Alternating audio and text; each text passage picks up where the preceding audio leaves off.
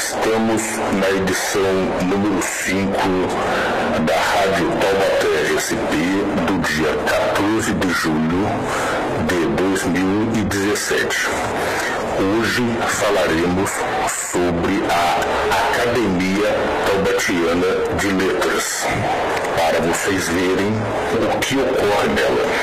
Não pretendo ser o corretor ortográfico de ninguém, principalmente quando o assunto é poemas. Muito menos pretendo ser corretor de detentores de cadeiras da Academia Taubatiana de Letras, que, ao meu ver, nada mais é do que a agremiação de um grupo de pessoas interessadas em parecer intelectualmente acima da média, para receberem medalhas por qualquer linha que escrevam, cujos integrantes estão lá não por talento literário, mas por fazerem parte da turma. A única coisa que pretendo é expor um dos textos publicados e mal colocado no site da ATL, que chama a atenção não do povo, mas de observadores mais acurados.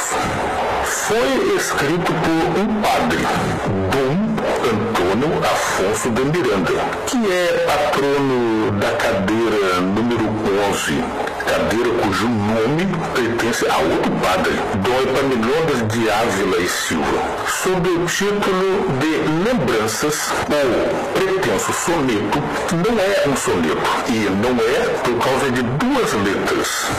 O texto, segundo as regras do soneto, que dizem que todos os versos devem ser decassílabos, infringe-se esta regra e não se tem um soneto.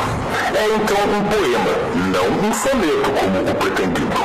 Não fossem essas duas letras a mais, seria um soneto do estilo decassílabo heróico, com as sílabas tônicas posicionadas no sexto e no 10º som de cada verso. É preciso levar em conta que o incidente foi cometido em somente 2 dos 14 versos, o que significa que o autor tem conhecimento do que é um soneto. Ou ele, improvavelmente, acertou o restante por coincidência. Todavia, para um texto que pretende ser literário, ser divulgado como soneto, a ser parte de um acervo cultural de uma assim chamada academia, não se pode simplesmente permitir erros. Se assim o faz, a dita academia mostra não estar interessada em qualidade de cultura ou letras, mas apenas em volume, semelhante à linha de montagem de uma fábrica.